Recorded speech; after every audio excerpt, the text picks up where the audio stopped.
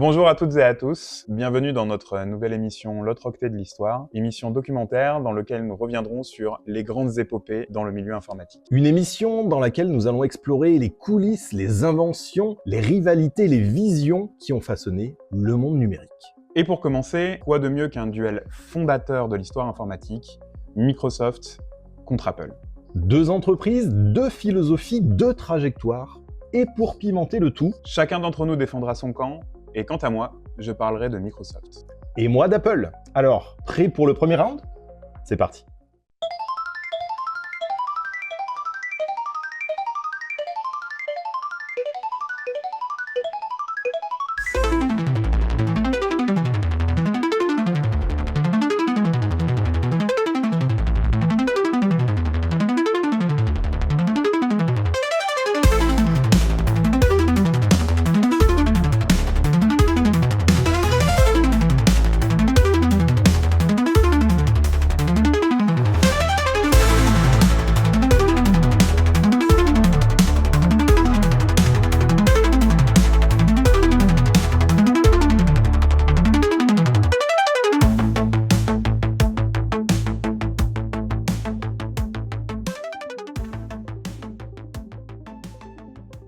Nous sommes en janvier 1975, le magazine Popular Electronics présente l'Alter 8800, un boîtier bleu, sans clavier ni écran, qui va tout changer. Un peu austère, non ? On est très loin de ce qu'on imagine aujourd'hui comme ordinateur personnel, et pourtant, à l'époque, c'est un bijou de technologie. Peut-être, mais pour Bill Gates et Paul Allen, à des milliers de kilomètres de là, c'est une révélation. Ils voient dans l'Alter le futur de l'informatique personnelle. Leur idée, créer un langage de programmation pour cette machine, le BASIC. Le langage a été codé en moins de 30 jours sur un simulateur PDP-10 sans aucun accès à l'Alter. Lors de sa présentation à Albuquerque, le programme a fonctionné du premier coup, ce qui témoigne de la robustesse, de la fiabilité et de la qualité de travail des deux développeurs. Je dois admettre, c'est impressionnant. Mais on n'est pas encore tout à fait user-friendly. Microsoft négocie 35 $ par copie du logiciel, ce qui a permis à la société de commencer son activité commerciale. Le langage a été porté sur d'autres machines 8 et 16 bits. La TRS-80, le Commodore PET, l'Apple II, l'Atari 400 et 800, assurant une certaine portabilité au programme BASIC et garantissant leur popularité. L'Alter BASIC est considéré aujourd'hui comme le point de départ du succès de Microsoft et comme l'un des premiers langages de programmation vendus aux particuliers. Un point important dans la carrière des deux hommes et qui va forger plus tard leur volonté de ne pas faire de hardware et leur projet Traf OData. Destiné à traiter des données de trafic routier, ce projet combinait hardware et logiciel. Alors, qu'est-ce que c'est ? Traf OData est un boîtier électronique capable de lire les bases de données des compteurs de trafic. Leur objectif était de le vendre aux municipalités afin de leur permettre d'automatiser les analyses du trafic routier. Traf OData a été un bid commercial, et ce, parce que le gouvernement américain a lancé par surprise un service gratuit offrant les mêmes fonctionnalités. Toutefois, il a permis à Gates et Allen de faire plusieurs choses. Apprendre à concevoir du matériel, même rudimentaire, comprendre les limites et les complexités de la fabrication physique, et réaliser que le logiciel offrait plus de flexibilité, de scalabilité et surtout de rentabilité. Le 12 août 1981, Microsoft dévoile pour la première fois MS-DOS, un système d'exploitation conçu pour le tout premier IBM PC.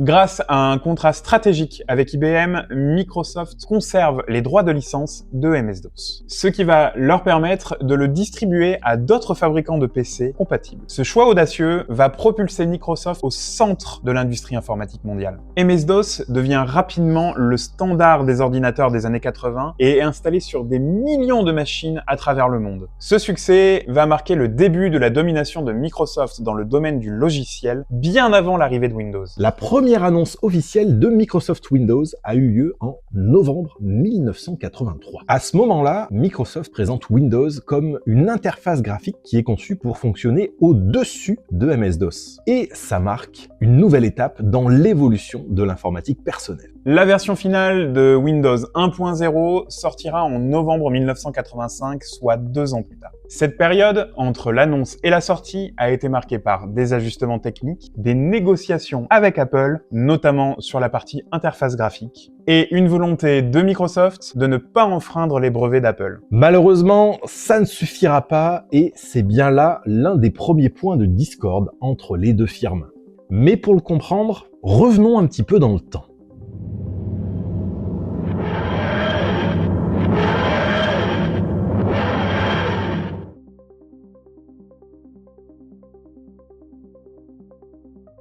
Nous sommes en 1976 à Cupertino, en Californie. Deux jeunes passionnés d'électronique, Steve Jobs et Steve Wozniak, rejoints brièvement par Ronald Wayne, fondent Apple Computer Incorporated le 1er avril. Et non, c'est pas une blague. Leur laboratoire ? Le garage de Steve Jobs, au 2066 Chris Drive à Los Altos. À l'aube de l'informatique personnelle, dans les années 70, les ordinateurs n'étaient pas des machines prêtes à l'emploi. Ils étaient vendus en kits sous forme de composants électroniques que l'utilisateur devait assembler lui-même. Le premier produit mis en vente par Jobs et Wozniak, l'Apple I, est mis en vente dès avril 1976. Contrairement à ses concurrents comme l'Alter 8800 qui était vendu en kit, l'Apple I est une carte mère entièrement assemblée. Elle est prête à être intégrée dans un boîtier avec clavier et écran. L'Apple I est vendu $666,66, un clin d'œil à la numérologie selon Wozniak. Selon lui, un nombre composé de chiffres qui se répètent est plus attractif et surtout plus facile à retenir. Le coût de fabrication de l'Apple I était d'environ $540 et le prix final devait également pouvoir couvrir les frais de commercialisation. Wozniak a donc proposé un tarif arrondi avec des chiffres identiques pour un effet marketing intéressant. Il se sera vendu au nombre incroyable de 200 unités, dont une cinquantaine vendues dans un magasin d'électronique à Mountain View. Quel succès! Fort du succès modeste de l'Apple I, Steve Jobs et Steve Wozniak conçoivent l'Apple II. C'est un ordinateur complet, prêt à l'emploi. Avec un boîtier en plastique, un clavier intégré, l'affichage des couleurs et même un lecteur de disquettes. L'Apple II est un des premiers ordinateurs personnels à connaître un succès commercial massif. Et grâce à l'Apple II, Apple va devenir l'un des leaders naissants de l'informatique personnelle. L'entreprise attire maintenant des investisseurs, engage du personnel et déménage dans de vrais bureaux. En 1980, Apple entre en bourse et lève près de 100 millions de dollars. À ce moment-là, Apple devient un véritable mastodonte de la tech. Aucune autre entreprise du milieu de la tech ne sera capable de faire une telle levée de fonds avant des années. Entre 1983 et 1984, Apple commence à travailler sur un projet révolutionnaire, le Macintosh. C'est un ordinateur doté d'une interface graphique et d'une souris inspirée des travaux du Xerox PARC. En parallèle, la culture d'entreprise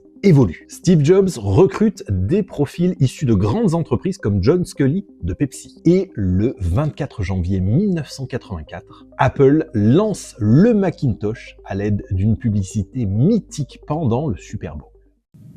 Today we celebrate the first glorious anniversary of the Information Purification Directives. We have created for the first time in all history a garden of pure ideology, where each worker may bloom, secure from the pests of a contradictory thoughts.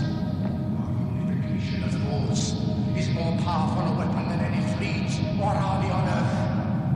We are one people, with one will, one resolve, one cause.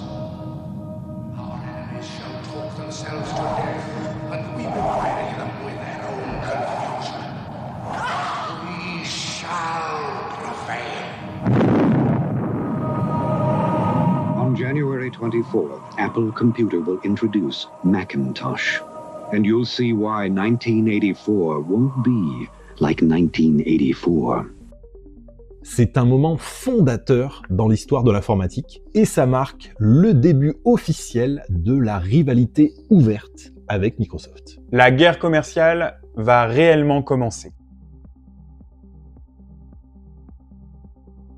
Pour ceux du fond de la classe, comme vu précédemment, au départ, Apple et Microsoft n'étaient pas du tout ennemis. C'est même le contraire, puisque Microsoft développe des logiciels pour Apple, comme Word et Excel, et ils entretiennent des relations étroites. Mais tout change en 1981 lorsqu'IBM rentre sur le marché des ordinateurs personnels avec son IBM PC. C'est un événement qui bouleverse l'équilibre du secteur. IBM choisit alors Microsoft pour fournir le système d'exploitation de sa machine. C'est MS-DOS, un OS que Microsoft a créé et adapté en seulement quelques semaines. Et pour les distraits, on a aussi fait une vidéo sur les systèmes d'exploitation. Ce contrat est un véritable tournant pour Microsoft, car même si Microsoft ne vend pas de matériel, son système d'exploitation devient le cœur de millions de PC à travers le monde. Très rapidement, d'autres fabricants vont créer des clones de l'IBM PC, tous équipés de MS-DOS. Et pendant ce temps, Apple choisit une voie complètement différente avec Macintosh, qui, comme nous l'avons dit, a été lancé en 1984 avec sa propre interface graphique. Et sa souris! Cette divergence technologique va créer une fracture. Il y a dans ce pays une Oh fracture. putain, qu'est-ce que ça fout là, ça? C'est mon ancien programme. Microsoft devient le standard du PC, tandis qu'Apple va rester dans une niche plus fermée. La rivalité est née, alimentée par des visions opposées de l'informatique. Ouverte et modulaire chez Microsoft, Intégrée et contrôlée chez Apple.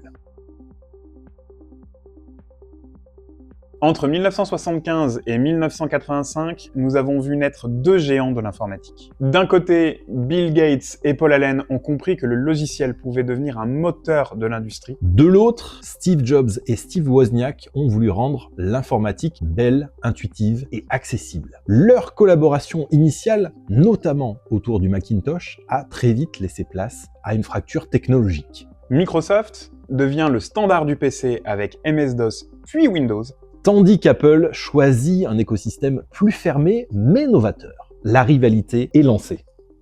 Merci beaucoup d'avoir regardé cette vidéo. Si elle vous a plu et que vous voulez nous soutenir, n'hésitez pas à aller nous suivre sur YouTube, LinkedIn et Dailymotion. Notre aventure va bien entendu continuer et dans le prochain épisode, vous allez découvrir Comment Microsoft conquiert le monde avec Windows 3.0 et Windows 95. et comment Steve Jobs, évincé d'Apple, va fonder Next, une entreprise qui va influencer fondamentalement l'avenir d'Apple.